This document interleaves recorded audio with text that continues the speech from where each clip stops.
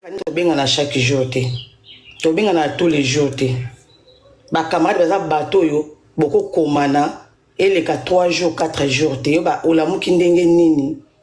Bana balamuki ndenge nini. C'est ça ba camarade. Yo za connaissance. Oza camarade nanga te. Camarade na yo, eza bateau ba yebino ba camarade na yo. Menga za connaissance na yo. Tu vois que nos blocs, les mêmes jours na buto. Vois au tindela kinga wana. Au tinga ngondeni. Au débloquer kinga, après au tindelinga audio wana. Mon avis, faut la vérité. Te faut tindelinga wana. Na ba ko sa ba jaba audio. Au tindelinga audio, na personne sur audio. Pour na mon colonne na yo na ko boto, na mon colonne na ko boto. Parce que ba sale jaba na mikinga sala ngote. Pour monter 1000 esprits, nous avons bloqué. Nous avons bloqué le bateau, le baraté. So comment bloquer le bateau, bloquer et c'est sur le bas. Non. Pour nous le bateau qui est audio. Pour nous sang bateau. Pour nous qui sont peu bateau. Nous avons qui audio très bien. Nous avons silence très bien. Karine, na beaucoup la côté beaucoup la ngate. On a un monopole, même si le bateau dirigeaka. Le corona n'a penza, l'ambalia, nous avons têtu, na maman na têtu, il n'a vendu à. Mais si je me réserve, on a une vie, on a une réputation, on a cela à combattre na sale blague. Non. Na ko benga nene a te pour na pese rapport ba camarade na bino ndi botambola katambola Kishasa. Na benga nene ya mbala moko. Nga es na benga nene ya mbala moko pe aza témoin yebi. Ya makambo bakali avant bobe bana bakali après conseil à papa Mike. Ba twazaka na live wana bakala obetlanga bordi ozo sika bakatela parce na talaka te. Bakatela nga yango, batindelinga yango. Na expliquer ce que bien pour comprendre moi bien. Pour te dire que les réseaux sociaux meilleurs amis nous a néné ya. Na ko benga néné ya. Est-ce qu'il y a parce qu'il y a qui sont na qualité. Nabi néné il y a pas moyen soit na carré na bakali. Tala boy na boy. Abilanga tindelanga ngo. Le ko bakatela kinga ngo comme preuve. Na zongi sila ngo pe néné ya. Abilanga OK na sona bango. Na ko benga te yo fingi si exemple fingi Yvette Kalombo obetle bordir na benga néné ya. Je te bêtais sur les ketchup bordure na benga nene ya tana sensité pour boza baka botambo la place moko ba bordure ba camarade na etalinga te tu na fungla kio live na benga kio te par rapport à ma na gel na nene parce que toza ba connaissance et na fungla kio caméra tu na ki ba camarade na benga yo oka ki ba connaissance et on a checké na miniature na nene na teki yo na Jaël.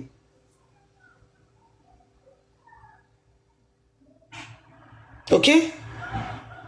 Ba benga na moto fa ne place moko. Moto botambola na bengani na bloqué. Parce que pour na il y a importe pour obengi et c'est songi. Oui na benga nene ya. Pour ça meilleur ami na yo. Pour na PC rapport na yo so na yo. La personne de sa meilleure amie na ngabi ke esa ka bien fi moko boy. Aza meilleur ami na ye. Ako benga pe meilleur ami a esi. Yo so la bien na esi. Ce n'est pas so pour ça, il faut que pour nous ça nouveau et pas n'angeza nouveauté. Nous devons mon na erreur moko boy. A bengi meilleur ami na solo na ye. Lokwa ozaki na live na bakali zo chrétienga. Oza wana, ozo réagir, te so ozaki d'accord na yango. Yona bien ki meilleur ami na yo so na yo. Ndemo na fin du monde. We di oza kapba osama ka mususu pona bato ko ngo pona yote. Oza ka dragon Karen. Oza ka moto, oso tumba nani.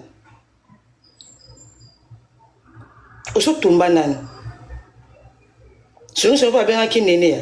Yango pona yo yango ndi yango songi. Ma chérie. Na bima esinga moko. Ebo ma Karen yo moko. Mutabimisa mutu azate. Mutabima na le boka ina réseaux sociaux qui yaka na peso makambo azate. na mi yanga moko o mi ya yo moko so ma chère ça na kombo na yo de fond na sara kanangati na zalanga sima Karine te et tu le sais nara sima lelo Karine lobi Karine lobo kuna Karine na sala ngote so ma chère ndeye eza monde entier bazo le belango oui je dois parler. Je dois vraiment parler. Mina vandi kaboy Karine, lobi Karine, boku na Karine. Obi kana sala wangote. Na kila machia na ndé nanga. Et tu le sais yaya. Ki kaki na ona ki dragon na yo, ki dragoni na yo, na bato na yo, na ECT ma chérie. Et puis na sali sikoyo, na vandi sikoyo, na sali sikoyo. Yeba ki na ozonga lisusu ti. Ko benga mère amina yo, ko pesa un rapport na yo, yango benga yango songi, va voir, va revoir encore et revoir encore. Que c'est ça, c'est ezalaka bongo, et salamaka bongo. Ok?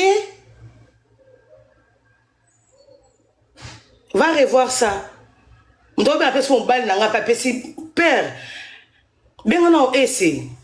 Toi bien sous jiditi ozaka bien na ese benga ese koko to beta mabe po bike muto za me prévenir to benga na chaque jour te problème na Haïti to monaki solidarité o esalaki wana ezaki ya mawa. Pourquoi quand c'est nous les Congolais solidarité na Goma ou na avec tout ce qui se passe au Congo, mais l'ambiance que moi j'ai vue là, est-ce que les gens ont compris que ezelo kwa mawa? Est-ce que ambiance nga na moni kuda les gens ont compris que c'est l'eau mawa. Na yebite. Ambiance on a monaki qui s'est passé hier. Est-ce que les gens ont compris que batubaz kufi kuna, batubazo kufa kuna, que gome kei, ça aussi je sais pas.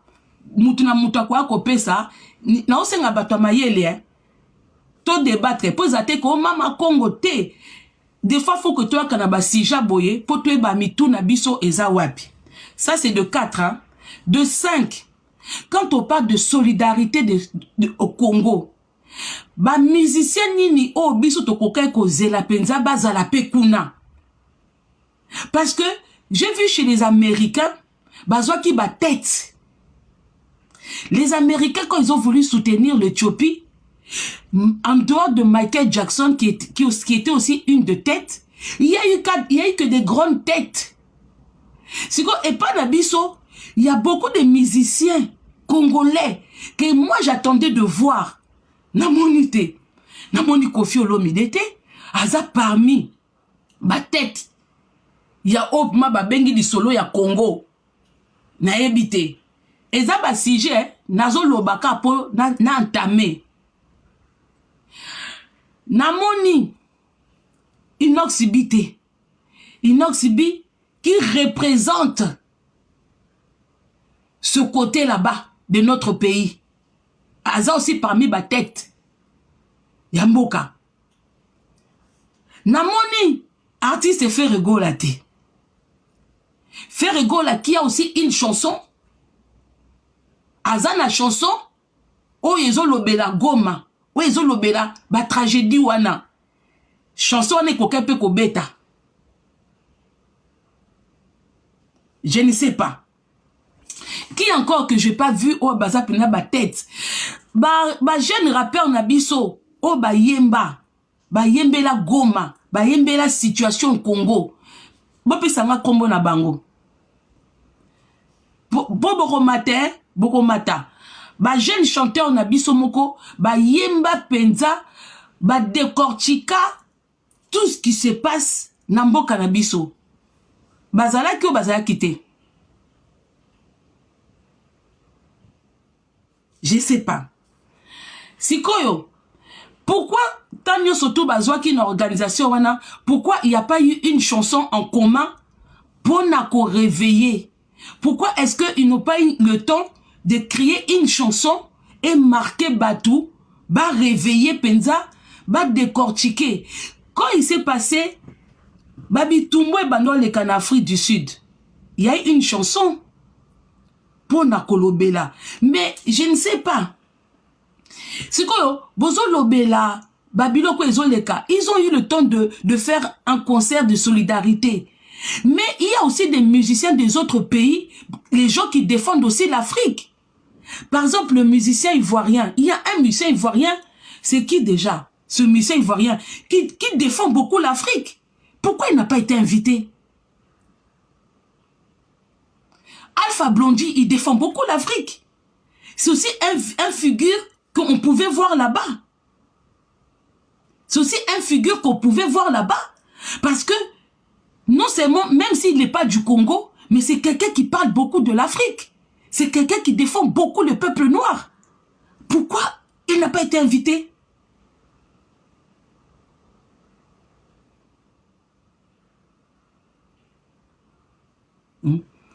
Ah, une figure. Ok. D'accord. Heureusement, toi, on a un professeur. Qui encore? Ce qu'on a tiki maloba, na tiki to partagé, na banjo matsabatu. Quand il y a eu le problème na Haïti, to monaki solidarité o esalaki wana ezaki ya mawa. Pourquoi quand c'est nous les Congolais, solidarité na Goma, ou na, avec tout ce qui se passe au Congo? Mais l'ambiance que moi j'ai vue là, est-ce que les gens ont compris que ezelo mawa? Est-ce que ambiance onga na moni kuda, les gens ont compris que ezelo mawa? Na yebite. Ambiance onga na monaki qui s'est passé hier. Est-ce que les gens ont compris que batubaz kufi kuna, batubazo kufa kuna, que gome kei? Ça aussi je sais pas. Mutuna muta kwa kopesa, na osenga batwa mayele, to débattre. Il faut d'abord réfléchir aussi d'où est venue l'idée. Est-ce que l'idée wana ezaki kaka pona ko récolter ba fonds ou soit il y a eu un pouce politique? Donc c'est de là il faut partir. Alors pourquoi je dis organisation zaki bienté? Organisation zaki bienté parce que on nous parle il y a concernant il y a solidarité. La solidarité fallait ebana na ba exemple interne, il y a ba tête d'affiche qui devait être sélectionnée au niveau des artistes. Au balinga va vendre image, il y a solidarité que au nom du Congo, on peut se réunir ensemble na podium moko, il fallait ba luka artiste ezaka musique te, bato ba kokai ko passer message, garçon mo kombone kimingai, yekima par exemple, il fallait réunir angle belé, na ba forme belé ya ba artiste. Et je pense que barataki occasion moko, soki to koka ko sala monter na Congo, mais pour le Congo, pour la solidarité du Congo, bakoka ko offrir bisongo. À les gars, peut-être des Koffi Olomide na podium, parce que c'est une légende, c'est un nom. Moi, je suis né à Goma, je suis kivusien. Ba musicien misuso bo mona lelo ba eba bangote. Ti lelo ba nzembo ya ba kokakala ibwinge ndebe takana ba village wana. Et plusieurs coins, ils n'ont pas accès à l'internet et bazan en réalité, il y a qui lelo te. Donc, avoir une légende, Koffi Olomide sur le même podium, Werason, Ferregola, Fali Poupa, même quand on a mental, niveau mental, n'a biso n'engez moins faible, de savoir que les cas qui podium moko, c'est quelque chose. C'est-à-dire, l'objectif étant autoni, objectif pourquoi pas ça dans un pays, mon société. Je pense que la France a un miroir culturel pour les pays au par exemple, la Belgique, l'Allemagne. La France, c'est vendre la musique et la France, basant la stratégie, il y a presque élevé. Donc, ils étaient au bon endroit, il y a Rosalango. Mais sauf que la stratégie, na casting au Basalaki, ils allaient qui bien té. Par exemple. Non, mais Era, je te coupe un peu la parole, mais je te rendrai. Mais quand je parle, par exemple, de la Belgique, parce que la Belgique a quand même une histoire avec le Congo. Alors que, à l'heure actuelle, on sait que la France soutient le Rwanda. Et on a eu l'exemple, parce que la France, qui est un terrain neutre, mais a donné l'avantage au Rwanda, par rapport au Congo, Nabadat, Nabango, on a vu ce qui s'est passé. Alors que le fait de le faire, peut-être d'organiser ce genre de concert solidarité en Belgique, pour rappeler la histoire Nabango, ça allait aussi réveiller un peu les gens d'où notre histoire ça vient pour qu'on en arrive jusqu'à là. Non, côté on a en fait, côté on a d'accord par rapport à la localisation. Ils ont idée. Ouais, je te laisse développer. Idée dans la Belgique. Mais le problème est que le contenu du concert, à part Bafré, parce qu'il y en a qui, il y a un envie, organisation, bah, qu'on réfléchir sur une chanson d'ensemble l'été, pourquoi? Ils ont fait un concert normal. Et ça, concert normal pour réunir les fonds. Ça veut dire, le message devait être passé avant, mais chaque artiste devait prester à sa manière. Ce n'était pas un concert pour les Congolais. C'est pour tout le monde. Ça veut dire, bateau, qui a la Gims, ça paie comme jamais. Mais na frère n'a habillé. C'est les billets qui rejoignent maintenant les soucis, les thèmes.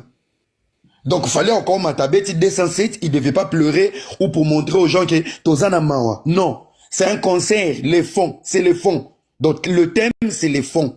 Mais non, à travers les fonds, il fallait faire passer un message. Le message, c'est les billets qui rejoignent maintenant les soucis, les thèmes. Donc, il fallait encore m'attaber, 207, il ne devait pas pleurer ou pour montrer aux gens que Tozana Mawa. Non. C'est un concert. Les fonds, c'est les fonds. Donc, le thème, c'est les fonds. Mais non, à travers les fonds, il fallait faire passer un message. Le message était passé. Tout le temps, qui par rapport à concert à solidarité, il y a déjà objectif, il y a fond, place et Kende. Maintenant, chaque personne qui devait se présenter, il faut pas coûter matin, il faut pas coûter l'artiste qui preste selon playlist naïe, mais sauf que le revenu est destiné aux réfugiés ou aux gens qui vont soutenir à l'Est. C'était ça. Maintenant, ce que le problème, à niveau organisation, ils peuvent les faire encore. Ça veut dire maintenant, si ça qui conseille, il fallait centraliser message moko. À la sortie, chaîne internationale, petit message pourquoi ils étaient là. Parce que réunir tous ces artistes renommés, c'est quelque chose. Ça veut dire place Sangani, il y a la sécurité, la France est informée et tout le monde est informé. Et on a répondre peut-être toujours du mal à comprendre les bisous. C'est dire il y a raison que tant que oui, il fallait qu'il y ait une chanson commun, tout ça et tout, pour faire passer les messages. Ramsès vient de nous expliquer que, au fait, le but de ce concert, c'était le fonds réuni pour aller faire quelque chose na Goma ou na Rwanda, na Goma. Donc, ça veut dire que, chaque artiste devait venir avec sa chanson. Ne devait pas venir avec les mawa ou les pleurs. C'est-à-dire que concert ezali mutu na mutu a jouer, a pese lenginaye, mais à la fin, le but c'était de réunir un fonds pour aller copier ça. Voilà pour les gens peut-être au boza toujours na ben compréhension. Ça c'est le dire de monsieur Era Ramsès. Okoko continue. Voilà. Donc objectif est que bon parce que sotel na concert na mindele bazalaki. Soki même montaki montazwe bana swahili kule bana kufa bana toua Rwanda. Ça veut dire que même s'il est là, il va pas profiter. Donc c'est une manière, il y a aussi cité Batou, tel artiste, Barozala na podium, il vient d'abord pour se défouler, mais sauf que son achat de billets est destiné na thème, il y a projet na bango. Maintenant, au niveau de la prestation, to qu'est-ce que les à côté, parce que ce sont les artistes, to relate sa bango, ils ont un rôle politique. Mais les à côté maintenant de l'événement, c'est là où encore échoué. Vraiment. Des places, il fallait bien poète, yekima, les gens qui vont expliquer la réalité de l'Est. Maman, il fallait cibler des dames qui ont un calibre pour représenter la femme congolaise, la femme qui est victime. Ce qu'il fallait habiter des sasset et que musique na bango. C'était peut-être pour défouler, pour détendre chaque culture ou chaque nationalité qui est représentée. Mais maintenant, en retour, il fallait vraiment le critère au niveau de la femme congolaise, pour vendre encore. Après Kobina, il fallait maintenant insérer un message très important et à travers la femme congolaise. Maintenant, bango siko tellement to mesana buzoba, to memi Djalelo du début jusqu'à la fin. Pourtant, la première partie à Djalelo, c'était pour les fonds. On a réussi les fonds parce que ça les sold out. Mais en retour, pour couvrir l'événement, c'est là où ils ont échoué. Surtout choix à maman wana. Pourquoi n'est pas parce que na Congo peut tozana ba balé autant babinaka bazo faire passer message. Pourquoi choix ba maman wana? Est-ce que tu peux vraiment approfondir biso côté choix ba maman wana, sortir ba maman wana? Est-ce que ça valorisait, ça passait l'image de la femme congolaise qui pleure ses enfants dans l'est du pays, qui perd ses maris, qui pleure ses maris, qui pleure les frères et sœurs, les parents, tout ça. Est-ce que l'image de la femme congolaise, les mamans là qui ont été choisies, c'est pour toi, ça a donné quoi au fait? Non, moi, l'organisation, il faut d'abord réfléchir aussi d'où est venue l'idée. Est-ce que l'idée, on a, et là, qui pour récolter bas fonds, ou soit il y a eu un pouce pour